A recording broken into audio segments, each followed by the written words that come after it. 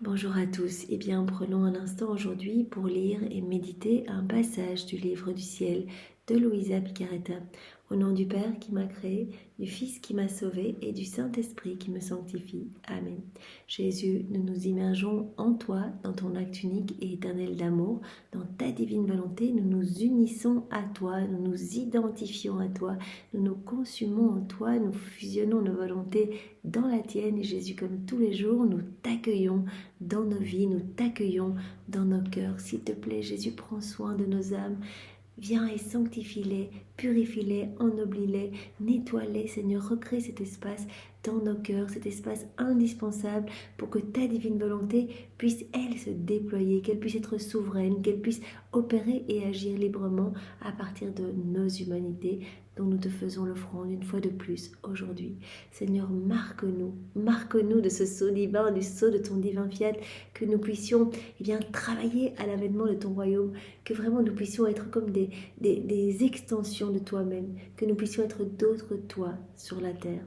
Aussi Jésus, investis nos pas de ta présence, utilise nos mains et agis à travers elles, viens regarder à travers nos yeux, parler à travers nos bouches, respirer dans nos respirations, penser dans nos pensées, viens faire battre nos cœurs, Seigneur, qu'à chacun de nos battements de cœur, chacun de nos battements de cils, chacun de nos mouvements externes, internes, tu puisses recevoir des milliards et des milliards de « je t'aime, je t'adore, je te loue, je te bénis, je te remercie, je te rends gloire » au nom de toutes les générations passées, présentes et futures, et je le fais dans ta divine volonté. Et qu'à chacun d'eux, de ces mouvements, tu puisses recevoir notre demande, que ta volonté soit faite, Seigneur, que ton royaume vienne s'établir ici-bas. Jésus, nous voulons te remercier pour tout ce que tu nous as déjà donné, tout ce que tu vas nous donner aujourd'hui, ce que tu nous donneras demain. Merci pour ton amour brûlant, pour ta miséricorde infinie. Merci de nous avoir donné ta maman. Merci pour ces écrits du ciel magnifiques qui nous façonnent, qui nous transforment, qui nous font grandir à ta ressemblance. Merci Jésus au nom de tous ceux qui ne remercient jamais. Donc nous voulons vraiment te remercier avec tes remerciements à toi. Nous voulons t'offrir tes louanges, nous voulons t'offrir tes propres bénédictions, Seigneur. Nous voulons t'honorer, nous voulons vraiment nous jeter à tes pieds au nom de tous, Seigneur. Maintenant, Jésus, dispose nos cœurs, dispose nos intelligences pour que nous puissions comprendre tous ces mots bénis qui sont les tiens, que nous puissions les accueillir avec ta sagesse, avec ta compréhension à toi. Entoure-nous de ta lumière, donne-nous ton cœur, Seigneur, que nous ne passions pas à côté de ce que tu veux nous donner, de ce précieux trésor que tu veux nous donner aujourd'hui. Chaque vérité que tu nous donnes est une vie divine que tu sors de ton sein paternel, une naissance qui vient vraiment embaumer notre âme, la parfumer et qui nous pousse à cette mise en pratique, à t'appeler dans toutes nos actions. Alors Seigneur, merci infiniment vraiment de nous entourer dans ce moment et de venir toi-même méditer en chacun de nous. Parle à travers ma bouche, Jésus, garde-moi toujours unie à toi, que je ne dévie pas de ce que tu veux nous donner et envoie sur chacun de nous, Jésus, ton Esprit Saint.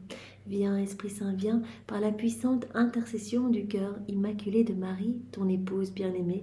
Viens, Esprit Saint, viens par la puissante intercession du cœur immaculé de Marie, ton épouse bien-aimée. Viens, Esprit Saint, nous t'aimons, nous te louons. Viens, nous t'attendons. Esprit Saint, nous avons besoin de toi, nous avons vraiment besoin de toi. Viens par la puissante intercession du cœur immaculé de Marie, ton épouse bien-aimée. Alors le passage que nous allons voir ensemble est celui du 23 avril 1930. Nous sommes dans le volume 28 et c'est notre sœur Louisa qui parle. Il me semble que mon doux Jésus a le désir de parler de l'amour débordant avec lequel l'homme a été créé. Vous avez remarqué, cela fait plusieurs jours que Jésus pousse Louisa à faire ses rondes en Éden, où elle est attirée à venir en Éden pour admirer cet amour de Dieu lors de la création de l'homme. Parce que Jésus a dit à Louisa, à chaque fois que tu viens faire ces rondes en Éden, je ressens en moi la joie de la création. Quelle joie au moment où l'homme a été créé, quel bonheur et quelle réciprocité d'amour avec Adam. Voilà, nous sommes déversés complètement en Adam, des torrents de grâce, de puissance, de sainteté, de beauté. Nous avons tout mis en lui. Nous l'avons vraiment créé à notre image et à notre ressemblance. Quelle joie immense. Tous ces mouvements, tous ces regards, nous rendait cet amour. Il me semble que mon doux Jésus a le désir de parler de l'amour débordant avec lequel l'homme a été créé. Il veut raconter son histoire pour faire connaître l'intensité de son amour et attirer la sympathie de sa petite fille, lui donner la raison pour laquelle il l'aime tant et pourquoi il a le droit d'être aimé. Donc Jésus veut à nouveau parler à Louisa de cet amour brûlant au moment de la création de l'homme, pour dire à Louisa, mais on a des droits en fait sur l'homme. Et c'est de droit qu'on attend ce retour d'amour. Je veux te donner la raison pour laquelle nous aimons tant l'homme et pourquoi. Eh bien, nous avons le droit d'être aimés en retour. Puis, faisant mes rondes dans son divin vouloir et arrivé en Éden, il poursuivit.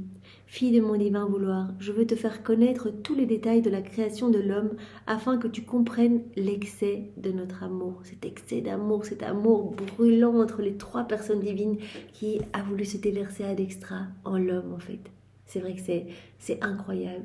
Vraiment, l'homme en fait a été créé et a reçu la divine volonté pour accueillir tout cet amour, en fait, pour être comme l'exutoire de l'amour de Dieu, pour vraiment tenir compagnie à Dieu et pour devenir une petite source de joie pour Dieu. Je veux vraiment te faire connaître tous les détails de la création de l'homme afin que tu comprennes l'excès de notre amour et le droit de notre fiat de régner sur lui. Tu dois savoir que dans la création de l'homme, notre être divin s'est trouvé dans la situation de nécessité de notre amour pour lui. Nécessité d'amour, parce que tout ce que nous lui avons donné n'est pas resté détaché de nous. Voilà, tout ce qui a été déversé en l'homme est resté câblé à Dieu en fait. Tout ce que nous lui avons donné n'est pas resté détaché de nous, mais a été transfusé en nous. Cela est si vrai qu'en soufflant en lui, par exemple, nous avons infusé en lui la vie. Nous n'avons pas détaché notre souffle de celui que nous avons créé en lui. Donc en donnant la vie dans l'homme, eh bien, voilà, l'homme est resté câblé à Dieu en fait. Voilà, il est resté câblé, le souffle de l'homme, la respiration de l'homme est restée câblée à la respiration divine, au souffle divin. Nous avons rendu son souffle identique au nôtre. Nous avons infusé en lui la vie, nous n'avons pas détaché notre souffle de celui que nous avons créé en lui, mais nous avons rendu son souffle identique au nôtre. De telle sorte que lorsque l'homme respira, nous avons senti son souffle dans le nôtre. L'homme câblé à Dieu et Dieu qui ressent le souffle de l'homme dans son souffle à lui. Si la parole fut créée avec notre fiat et avec notre fiat prononçant la parole sur les lèvres de l'homme, la parole n'est pas restée détachée. C'était un grand don fait à l'homme de l'intérieur de notre divin vouloir. Donc nos paroles connectées à la parole divine, en fait, nous sommes complètement câblés à Dieu. Si nous avons créé en lui l'amour, le mouvement et les pas, cet amour est resté lié à notre amour. Ce mouvement est resté lié à nos mouvements à nous et les pas de l'homme avec la vertu communicative de nos pas dans ses pieds. Donc l'homme complètement, voilà, comme un autre Dieu. En fait, on a été créé pour être vraiment totalement unis à Dieu. On a reçu d'ailleurs les trois puissances de l'âme pour rester toujours connecté à Dieu. On a reçu notre volonté pour qu'elle reste toujours connectée à la puissance du Père, à la volonté du Père.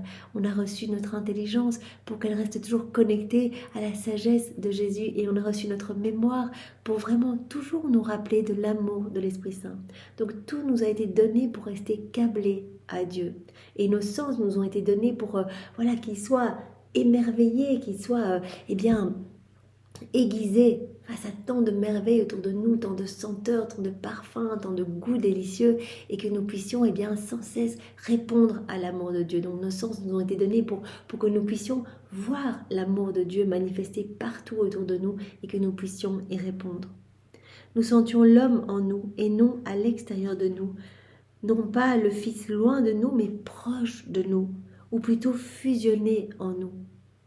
Voilà, comme Jésus nous le disait il y a quelques jours, tous les actes des créatures proviennent de la divine volonté, de cet acte unique et éternel d'amour. Et donc tous doivent revenir dans la divine volonté, tous doivent glorifier Dieu. Et c'est pour cela que l'âme vivant dans la divine volonté va pouvoir réparer pour tous les actes qui ne reviennent pas à Dieu, tous les actes qui sont accomplis dans une volonté propre, en déconnexion avec Dieu.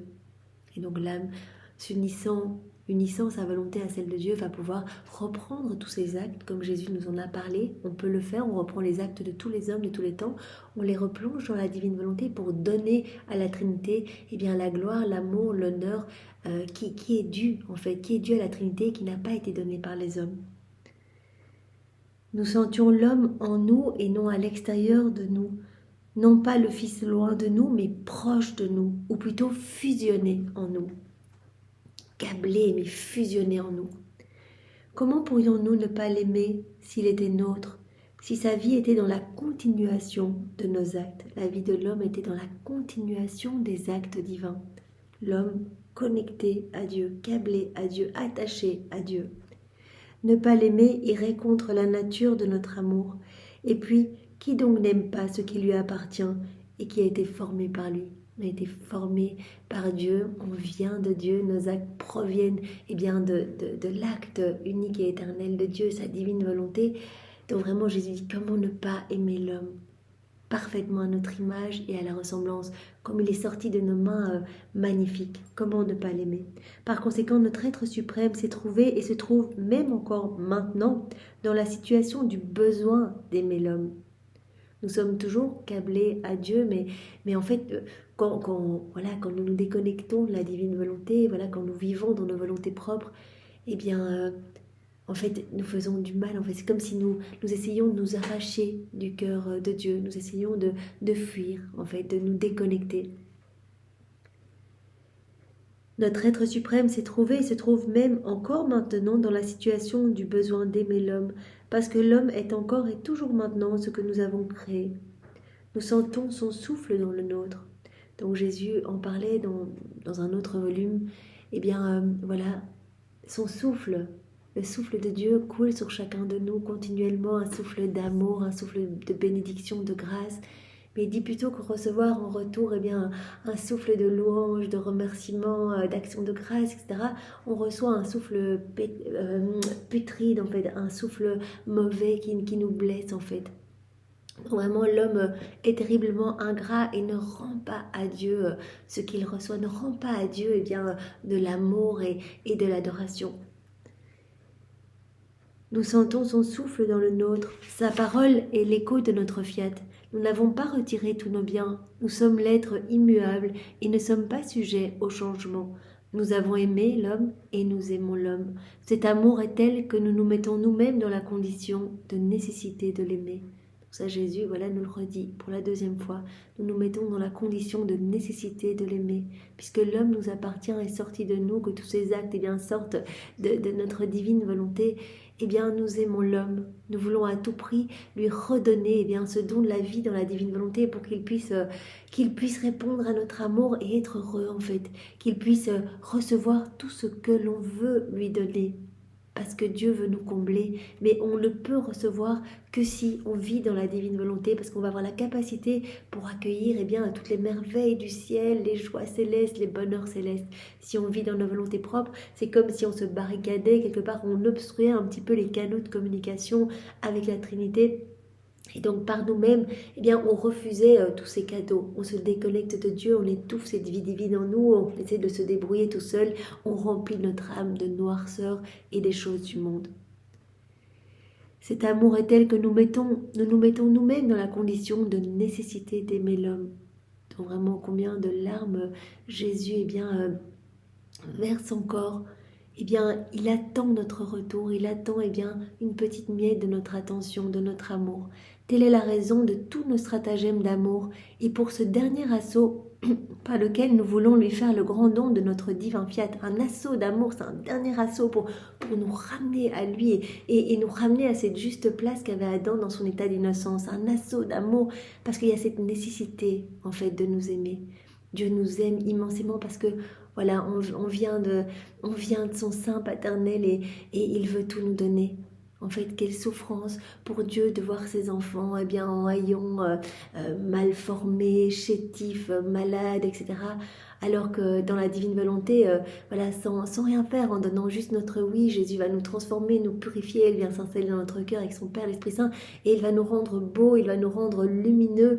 C'est comme s'il venait nous revêtir eh bien, des plus beaux joyaux du ciel. À chaque fois qu'on va s'unir à Jésus, il va prononcer son fiat créateur sur notre âme et des belles choses vont se créer dans notre cœur, nouvelle floraison, nouvelle sainteté, nouvelle beauté. Jésus nous l'a dit, j'ai toujours quelque chose de nouveau à vous donner. Je veux que votre âme soit superbe, un palais céleste pour moi, pour que je puisse vraiment m'y reposer, que je puisse m'y sentir bien, déposer mes peines en vous. Je veux trouver en vous une source de consolation. Donc quelle tristesse, combien de larmes versées face à l'ingratitude des hommes qui ne veulent pas de cet amour, qui se détachent du cœur de Dieu, alors que nous sommes câblés à Dieu, qui se détachent du cœur de Dieu pour aller se perdre, pour aller courir dans les choses du monde. Voilà, telle est la raison de tous nos stratagèmes d'amour, cette nécessité d'aimer l'homme, de le ramener à nous, de le ramener à la maison. Et pour ce dernier assaut par lequel nous voulons lui faire le grand don de notre fiat afin qu'il le fasse régner dans son âme, parce que sans notre vouloir, l'homme ressent les effets de la vie divine en lui. Donc, voilà, la divine volonté, elle est en chacun de nous, donc elle nous donne le mouvement, les respirations, etc. Donc on ressent les effets de la vie divine, mais juste les effets. Mais l'homme, étant déconnecté de Dieu, ne perçoit pas la cause de cette vie divine. Et par conséquent, il ne se soucie pas de nous aimer. Donc voilà, on accueille tout comme ça, et on se sert également de tous les éléments de la création, alors que la divine volonté est à l'œuvre à travers tous ces éléments. Et donc, l'homme ne répond plus à l'amour de Dieu. Ses sens sont comme obstrués. Il se sert de tout. Il ressent voilà, son mouvement, ses respirations, il peut sentir son battement de cœur, etc. Mais il ne va pas plus loin. Voilà, il ne se dit pas que c'est la divine volonté qui est à l'œuvre. Et donc, il ne se soucie pas d'aimer Dieu. Notre divine volonté lui fera ressentir ce qui lui donne la vie. Alors même, lui ressentira le besoin d'aimer celui qui est la cause première de tous ses actes et qu'il aime tant. Voilà, dans la divine volonté, on va comprendre, en lisant les écrits du ciel, en accueillant toutes ces vies divines, on va comprendre tout cet amour, on va le voir, on va le ressentir, on va faire grandir cette vie divine en nous et on va ressentir le besoin d'une plus grande intimité avec Jésus. Voilà, chaque jour qui passe, au plus on fait des actes, au plus on sent vraiment cette force, on va sentir vraiment cette présence divine en nous et on va ressentir le besoin de continuellement glorifier la Trinité, aimer, louer, bénir, réparer au nom de tous, etc. Je continuais alors ma ronde dans la création et mon toujours aimable Jésus ajouta: Ma fille, regarde l'ordre qui règne dans tout l'univers. Il y a les cieux, les étoiles, le soleil, tout est ordonné. Plus encore, dans la création de l'homme, notre être divin a répandu l'ordre de nos divines qualités dans les profondeurs de son âme comme autant de soleil.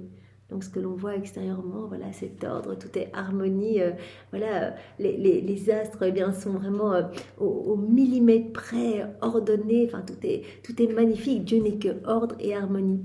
Et Jésus dit, plus encore dans la création de l'homme, notre être divin a répandu l'ordre de toutes nos qualités divines, comme autant de soleil.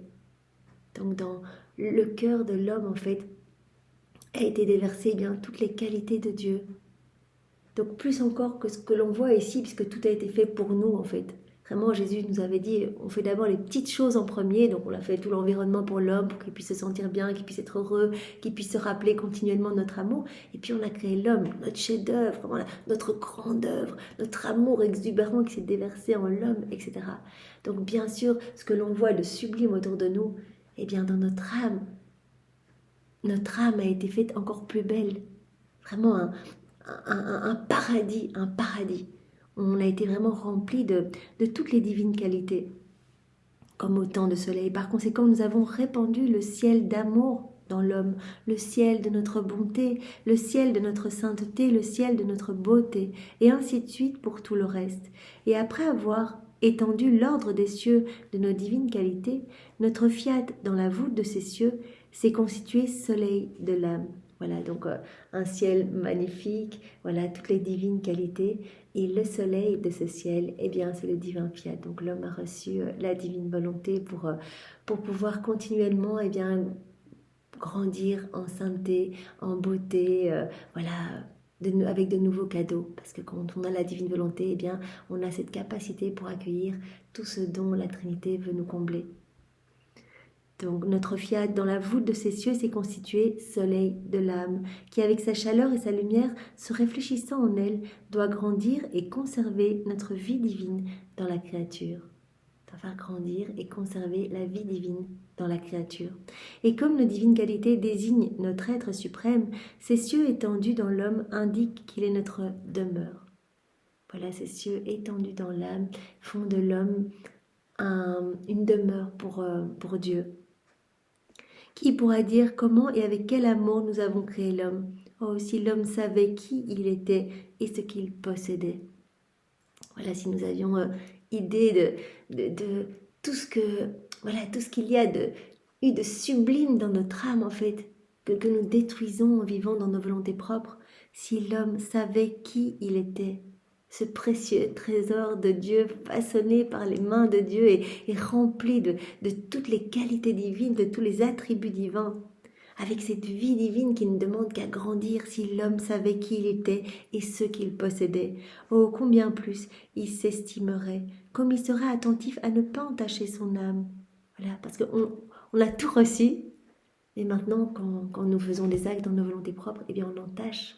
On étouffe la divine volonté, on étouffe cette vie divine, on fait mourir cette vie divine en nous, en fait, à force d'actes faits sans Dieu. Et donc voilà, comme un corps sans vie eh bien, se décompose, se putréfie, sans mauvais, eh bien une âme sans vie également sans mauvais. Donc au lieu vraiment d'avoir une âme remplie de lumière, voilà, remplie de tous les attributs divins, les qualités divines, vraiment accueillante, une demeure pour Dieu, eh bien notre âme devient vraiment un endroit où Jésus l'a dit, je me sens mal en fait, dans les âmes qui vivent dans leur volonté propre parce que l'odeur n'y est pas agréable, parce que j'étouffe, parce qu'on ne me laisse aucune liberté, on m'écrase, ma divine volonté est comme enchaînée, elle est rendue comme esclave eh bien, de la volonté humaine. Donc vraiment désirons ardemment eh bien, que notre âme puisse être accueillante, puisse être belle quand on laisse l'autorisation à Jésus d'agir en nous unissant à lui dans tous nos petits actes du quotidien. Eh bien, il fait quelque chose de magnifique de notre âme. Si l'homme savait qui il était et ce qu'il possédait, cette divine volonté, voilà, qui ne demande qu'à s'étendre, à prendre toute la place, oh, combien plus il s'estimerait, comme il serait attentif à ne pas entacher son âme, et comme il aimerait celui qu'il a créé avec tant d'amour et de grâce. Voilà, Seigneur, nous te demandons vraiment de nous rendre attentifs à ta présence à chaque instant, que nous puissions eh bien, voir ta divine volonté à l'œuvre partout autour de nous et en nous, que nous puissions faire grandir ta vie divine en nous, Seigneur.